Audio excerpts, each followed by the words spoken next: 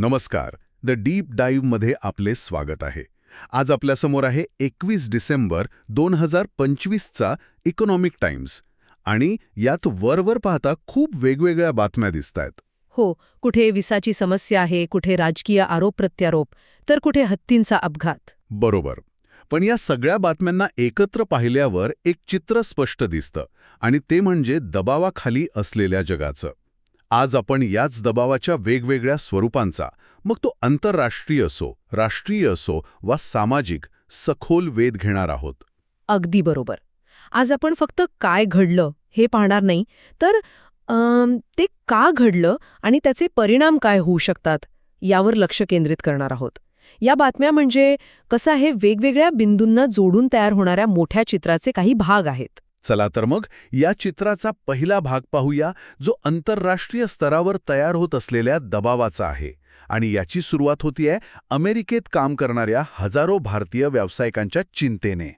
हो, बातमी आहे H-1B व्हिसा स्टॅम्पिंगमध्ये येणाऱ्या अडचणींबद्दल. हे वरकरणीय प्रशासकीय प्रकरण वाटतं, पण त्याचे धागेदोरे खूप खोलवर आहेत नाही का? हो, प्रकरण साधं नाहीये.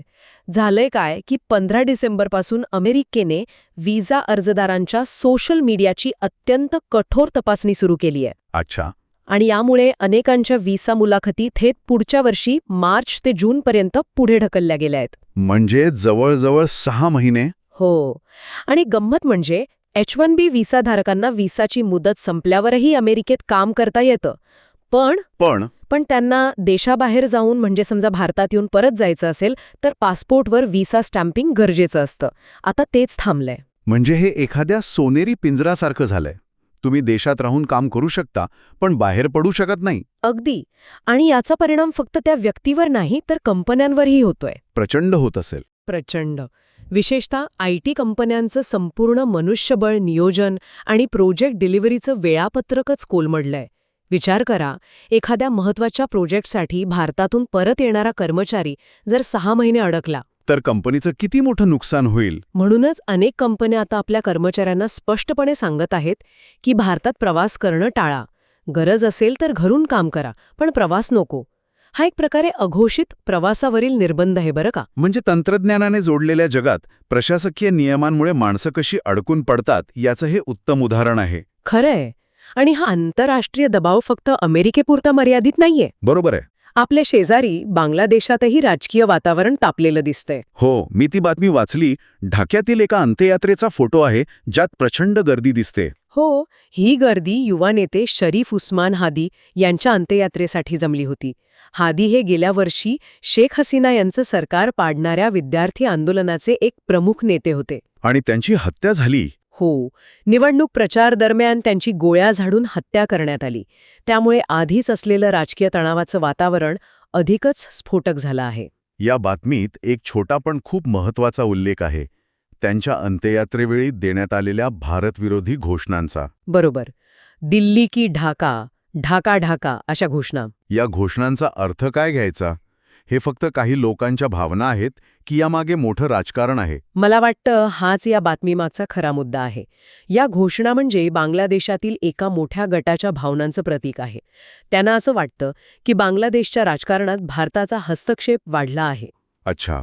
त्यामुळे अंतर्गत राजकीय अस्थिरतेचा फायदा घेऊन बाहेरील शक्तीला, विशेषतः मोठ्या शेजारी देशाला खलनायक ठरवण्याचा एक प्रयत्न असतो.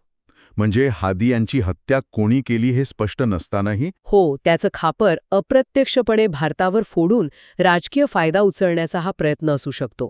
एका नेत्याच्या मृत्यूचं रूपांतर भारतविरोधी भावनेमध्ये केलं जात आहे. आता तिसऱ्या बातमीकडे वळूया, जिथे अमेरिका थेट लष्करी कारवाई करताना दिसत आहे.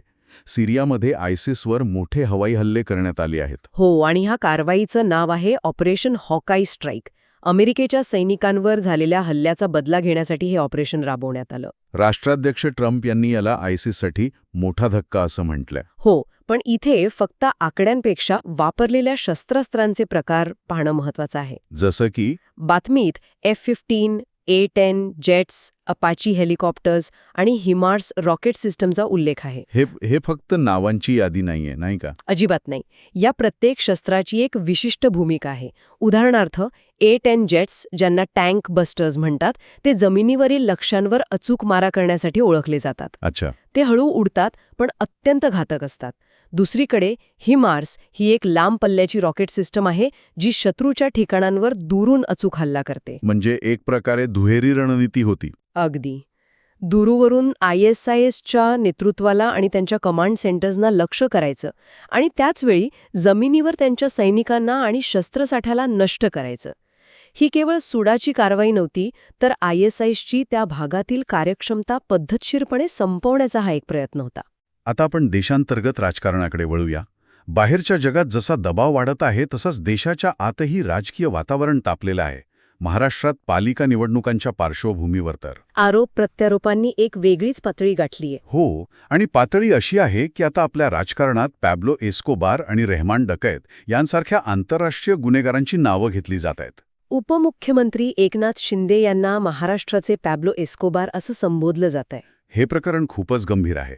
विरोधी पक्षांचा आरोप आहे की त्यांच्या भावाचा एका ड्रग रॅकेटशी संबंध आहे. पण केवळ आरोपांवरून इतकं मोठं नाव वापरण्यामागे काय रणनीती असू शकते?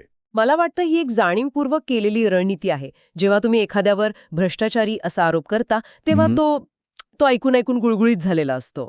हो ना. पण जेव्हा तुम्ही पाब्लो एस्कोबार हे नाव वापरता तेव्हा ते लोकांना धक्का देतं.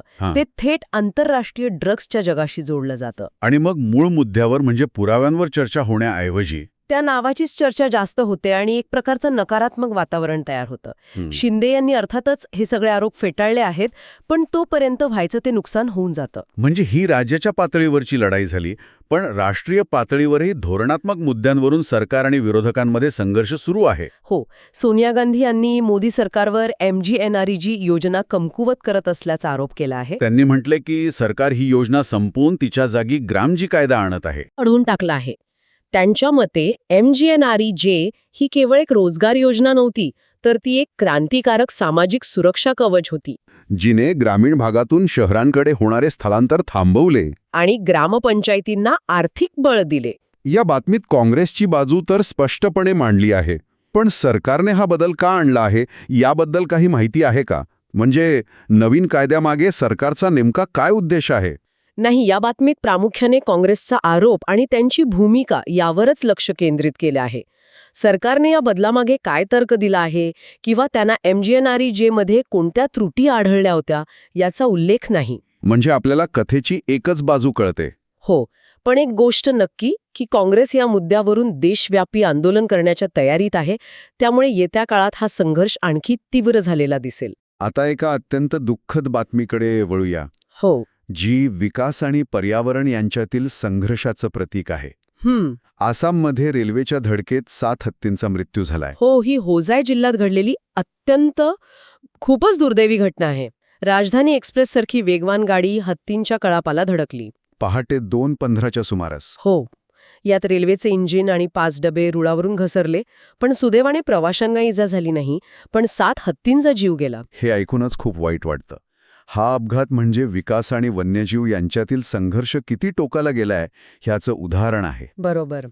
एकीकडे आपल्याला वेगवान रेल्वे हवी आहे, पण दुसरीकडे हत्तींचे नैसर्गिक भ्रमणमार्ग म्हणजे त्यांचे कॉरिडॉर्स ह्याच रेल्वे मार्गांवरून जातात. यावर काही तोडगा निघू शकत नाही का? हाच खरा प्रश्न आहे.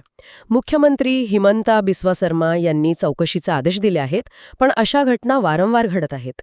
यावरचे उपाय सोपे नाहीत. जसं की रेल्वे मार्गांवर सेन्सर्स बसवणे किंवा अंडरपास बांधणे. हो, किंवा रेल्वेचा वेग कमी करणे असे अनेक उपाय सुचवणे जातात. पण या सगळ्याला प्रचंड खर्च आणि राजकीय इच्छाशक्ती लागते.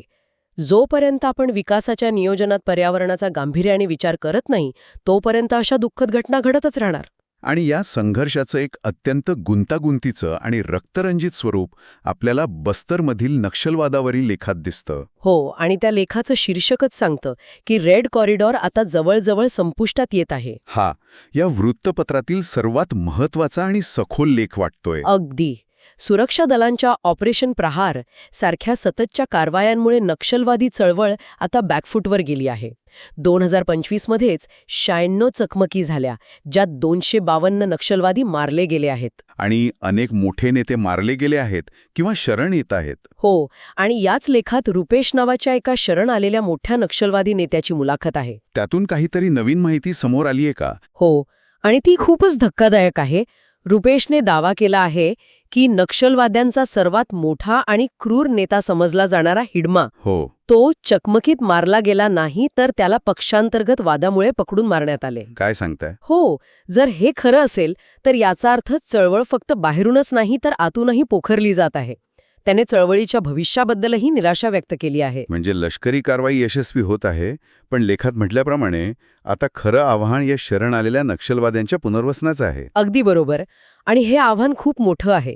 लेखात एका पुनर्वसन शिबिराचं वर्णन आहे जिथे 92 माजी नक्षलवाद्यांना प्रशिक्षण दिलं जात आहे. त्यात निम्म्या स्त्री आहेत असं लिहिलंय. हो, त्यांना शिलाई, बांधकाम आणि ट्रॅक्टर चालवण्याचं प्रशिक्षण दिलं जात आहे. प्रशासनाने त्यांना मेकअप किट्स आणि स्मार्टफोनही दिले आहेत. पण ज्यांनी आयुष्यभर बंदूक चालवली त्यांना अचानक शिलाई मशीनवर बसवणं कितपत सोपं असेल? हाच मुद्दा आहे. त्यांचं मानसिक पुनर्वसन हे सर्वात मोठं आव्हान आहे. लष्करी लढाई कदाचित संपत आली असेल, पण मन जिंकण्याची लढाई आता खऱ्या अर्थाने सुरू झाली आहे. याच मन जिंकण्याच्या मुद्द्यावरून आपण आता व्यवसाय आणि जीवनशैलीच्या काही बातम्यांकडे वळूया. इथेही वेगवेगळ्या प्रकारच्या संघर्ष आणि बदल दिसतोय. सुरुवात करूया बिरा 91 पासून. हो, बिरा 91 ती प्रसिद्ध बियर कंपनी. त्याचे संस्थापक अंकुर जैन यांनी एका मुलाखतीत कंपनीच्या अडचणींबद्दल खूप मोकळेपणाने कबुली दिली आहे. त्यांनी मान्य केलं की गुंतवणूकदारांसोबत विश्वासाची कमतरता निर्माण झालीय. हो, आणि गेल्या 2 वर्षात कंपनीला अनेक अडचणी आल्या आणि वेळेवर भांडवल उभारणी होऊ शकली नाही, हे त्यांनी कबूल केलंय. एका मोठ्या ब्रँडच्या संस्थापकाने सार्वजनिकरित्या असं मान्य करणे हे खूप दुर्मिळ आहे. त्यांनी असंही म्हटलंय की कंपनीच्या भल्यासाठी ते आपलं पद सोडायलाही तयार आहेत. आणि हेच खूप महत्वाचं आहे. हे एका स्टार्टअपच्या प्रवासाचं उत्तम उदाहरण आहे. सुरुवातीला प्रचंड वाढ, मोठी स्वप्न, पण नंतर आर्थिक आणि व्यवस्थापकीय वास्तवाचा सामना करावा लागतो. खरंय. पण दुसरीकडे रिअल एस्टेट क्षेत्रात मात्र एकदम उलट. म्हणजे प्रचंड आशादायक चित्र दिसत आहे. हो, बातमीनुसार 2026 मध्ये घरांची मागणी आणि किमती दोन्ही वाढणार आहेत. 650 बांधकाम व्यावसायिकांच्या सर्वेक्षणानुसार 2/3 लोकांना वाटतं की घरांची मागणी 5% पेक्षा जास्त आणि किमती 10% वाढतील. आणि यामागे एक महत्त्वाचं कारण म्हणजे जीएसटी मधील सुसूत्रता आणि आधुनिक बांधकाम तंत्रज्ञान. बरोबर. त्यामुळे खर्चावरील दबाव कमी झाला आहे.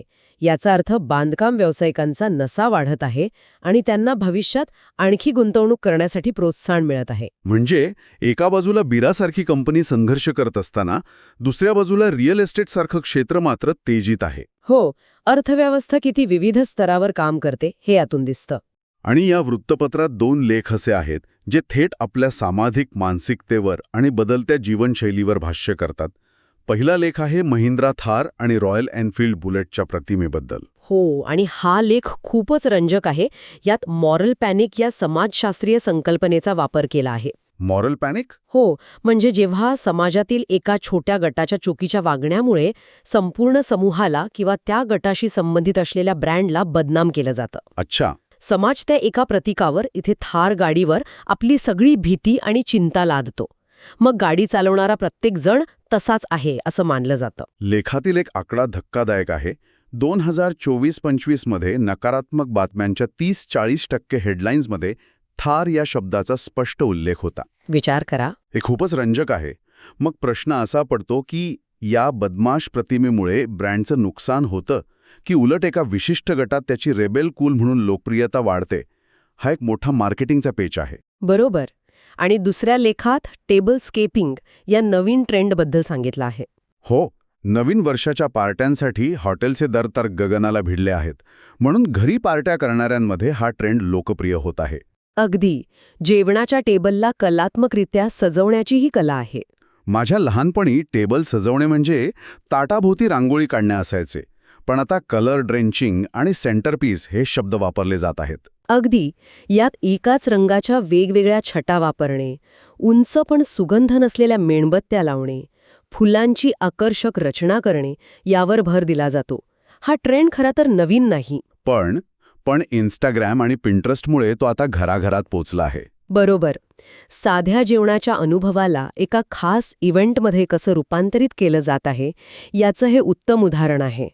तर या होत्या आजच्या वृत्तपत्रातील काही प्रमुख बातम्या आणि लेख. आपण आंतरराष्ट्रीय दबावापासून ते देशांतर्गत राजकीय संघर्षापर्यंत आणि पर्यावरणाच्या समस्येपासून ते बदलत्या सामाजिक ट्रेंडपर्यंत अनेक विषयांना स्पर्श केला. या संवाद चर्चेतून एक गोष्ट माझ्या मनात घर करून राहिली आहे. प्रत्येक बातमी, मग ती H1B विजाची असो वा बस्तरमधील नक्षलवादाची, हो, ती एक मोठ्या संघर्षाचं किंवा बदलाचं प्रतिबिंब आहे. तंत्रज्ञान आपल्याला जवळ आणत आहे, पण नियम आपल्याला दूर ढकलत आहेत. विकास आवश्यक आहे, पण त्याची किंमत पर्यावरण आणि वन्यजीव मोजत आहेत. आणि लष्करी संघर्ष संपत आहेत, पण मानसिक संघर्ष सुरू होत आहेत. बरोबर. अगदी बरोबर. आणि यातून आपल्यासाठी विचार करण्यासारखा प्रश्न हा आहे की या मोठ्या बदलांच्या आणि संघर्षांच्या काळात आपण स्वतःला कुठे पाहतो?